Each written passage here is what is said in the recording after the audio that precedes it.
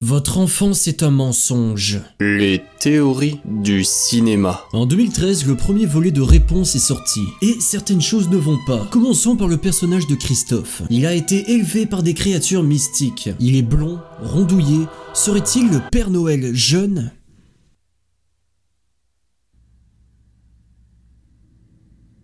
C'est vraiment nul à chier. Il adore la neige et le froid. Ses joues sont rouges comme celles du Père Noël. Également, on peut l'appeler Chris. Étrangement, c'est aussi le nom du Père Noël, Chris Kringle. Mais ce n'est pas tout. Son meilleur ami est un renne. Ai-je vraiment besoin d'en rajouter? Vous n'êtes toujours pas convaincu que votre enfance est un mensonge? Et si je vous disais que Bob l'éponge cachait de sombres vérités? Dans la ville de Bikini Bottom, il existe un restaurant nommé le Crabe Croustillant. Et dans ce restaurant existe un pâté de crabe. Un hamburger tellement délicieux qu'il a éteint toute la concurrence dans la ville. Mais qu'est-ce qui fait le succès de ce repas? Qu'est-ce qu'il a de plus que les autres? Eh ben, on ne sait pas. C'est une règle très importante établie dans l'univers dès le début de la série animée. Le pâté de crabe contient un ingrédient secret, et comme son nom l'indique, il est impossible de deviner quel est cet ingrédient. Mais moi, je sais. Et si je vous disais qu'Eugene Krabs est un tueur en série, voire pire, un cannibale, l'ingrédient secret ne serait nul autre que du crabe. Vous ne vous êtes jamais demandé pourquoi Monsieur Krabs était le seul crabe de Bikini Bottom? Il aurait capturé, tuer et cuisiner les membres de son espèce. Son restaurant, le Crabe Croustillant, a la forme d'un piège à crabe, comme par hasard. Également, le hamburger s'appelle pâté de crabe, tout simplement. Vous savez, une grande partie des dessins animés de votre jeunesse ne proviennent non pas de chaînes pour enfants,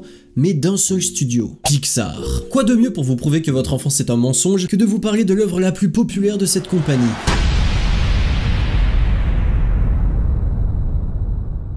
Vous avez probablement déjà entendu parler de la théorie affirmant que Jessie appartenait à la mère d'Andy, puisque le jeune garçon possède un chapeau non pas de Woody mais de la cowgirl, un chapeau que lui aurait donné sa progénitrice. Mais aujourd'hui, on va pas parler de ça, on va parler du père de Andy. Le père d'Andy est un des plus grands mystères de l'univers Pixar, n'ayant pourtant jamais apparu et n'ayant jamais été mentionné dans aucun film. Est-il mort? Est-il divorcé? Est-il absent? Et si je vous disais qu'il possédait Woody avant de le donner à son fils? Pourquoi Andy est-il autant attaché à ce jouet? Woody est la seule chose qui lui reste de son paternel, probablement décédé. Mais pourquoi Woody aurait-il appartenu à ce monsieur? Admettons que le père d'Andy ait toujours été passionné par la justice, par les chefs de la ville. Quel est le meilleur cadeau qu'on puisse lui faire? Lui acheter un cow-boy en jouet. Et cette passion, qu'est-elle devenue au fil des années? Puisque les cow-boys n'existent plus dans notre temps, il serait devenu un policier et aurait fini par fonder une famille et faire un fils qui partage cette même passion, pour ensuite lui donner ce jouet. Malheureusement, le père d'Andy décède lors d'une opération et Andy n'a que ce jouet pour le réconforter. Jouet qui deviendra son seul modèle masculin. Le père d'Andy aurait peut-être même arrêté le père de Sid, qui, du seul plan qu'on voit de lui, est endormi avec des bières à côté de lui. On pourrait donc en déduire qu'il est alcoolique. Et cela expliquerait l'enfance difficile et le caractère violent de Sid.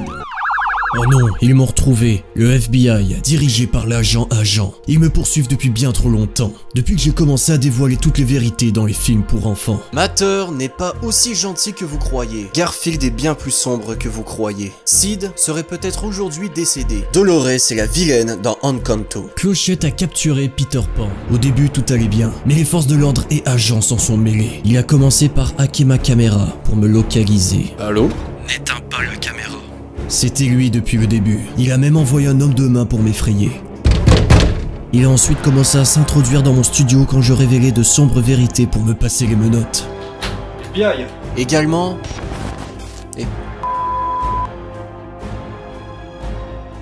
Ouais Jack, il a encore publié une théorie. S'il continue comme ça, il pourrait se rendre compte de vérités inimaginables et les rendre publiques. Mais en vain, je pensais finalement l'avoir semé. Mais il a toujours continué de m'espionner, jusqu'au jour où j'ai reçu ce message.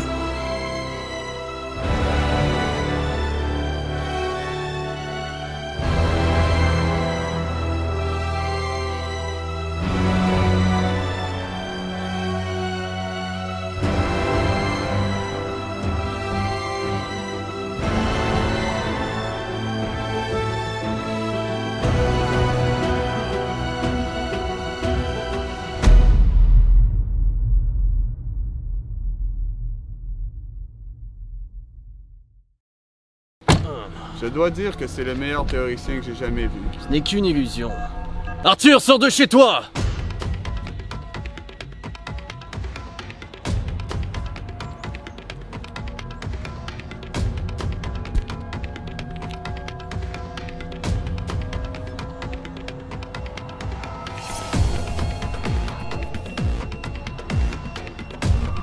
Je sais que t'es là, sors de chez toi. Putain!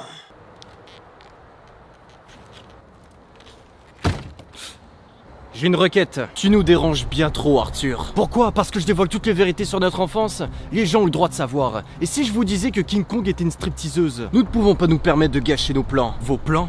Êtes-vous seulement le FBI? Ou y a quelqu'un derrière? Tu poses beaucoup trop de questions. Au contraire, j'observe. Avec le temps, j'ai développé mes connaissances et j'ai acquis du savoir non seulement sur le cinéma et les jeux vidéo, mais aussi sur les complots qui existent dans notre monde. Fais pas ça. Les théories du complot. Tu n'es pas un agent du FBI. Un agent du FBI ne porterait pas une chemise trop courte parce que mon bug définissant a eu lieu il y a 5 ans. Arrête. Un agent du FBI ne s'introduirait pas chez moi en étant armé. Un agent du FBI n'hackrait pas ma caméra. Ce n'est pas possible. Tu vas trop loin. Tu n'es pas un agent du FBI. Tu es un reptilien. Et tu es en live sur Instagram.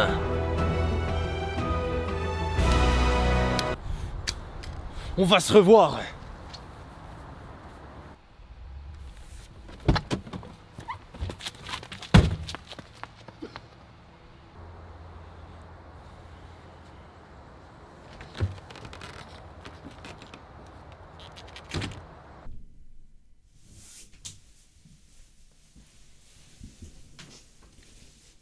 On va finir ça de façon intense. Ne vous êtes-vous jamais demandé pourquoi la famille de Caillou était si bizarre, qu'elle ne se ressemblait pas du tout physiquement? Les parents ont le même visage, mais ce n'est pas le cas de leurs enfants. Bon, déjà, Caillou est chauve. Oui, c'est parce qu'il a le cancer.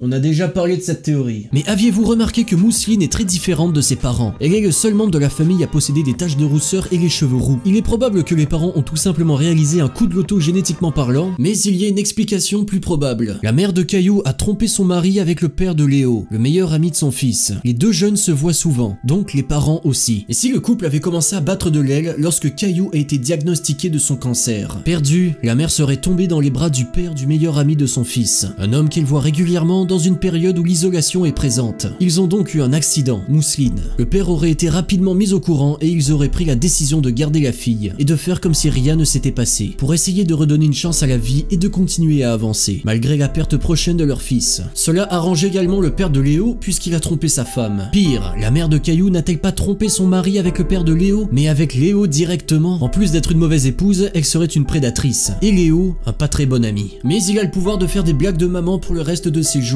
Du moins, ceux de Caillou. Mais ce n'est pas tout. Dora l'exploratrice ferait partie du cartel. Du moins, ses parents. Quels parents responsables laisseraient leur jeune fille de 4 ans jouer toute seule dans la forêt? Il n'y a qu'une réponse possible. Les parents de Dora sont morts, tués par le cartel. Les parents de Dora étaient accros à la drogue. Ils auraient donc... Attends, d'où ça sort le cartel? Dora est bien d'origine latine, non? Ouais. Et ben voilà, cette théorie est raciste. Étant accro à la drogue, les parents de Dora auraient fini par vendre leur fille au cartel pour rembourser une dette. Ils se seraient tout de même fait tuer. Mais ce ne sont pas de si mauvais parents que ça. Ils auraient confié la carte à Dora pour qu'elle puisse s'échapper du cartel, ce qu'elle aurait fait pour se retrouver dans la forêt. Malheureusement choquée de cette expérience, la petite fille serait tombée dans la drogue dure telle que le cristal meth. C'est pour ça qu'elle imagine toute la série animée que nous visionnons. Nous sommes dans son trip. Elle explore beaucoup de drogues.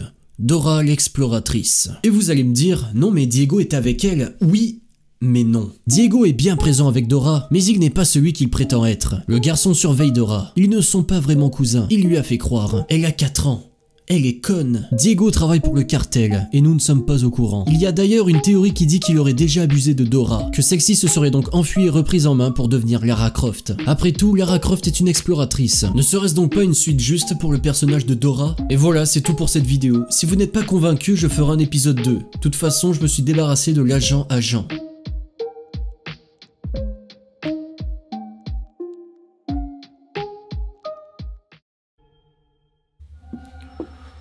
Désolé, maître. J'ai failli. Ne t'inquiète pas, ça ne fait commencer.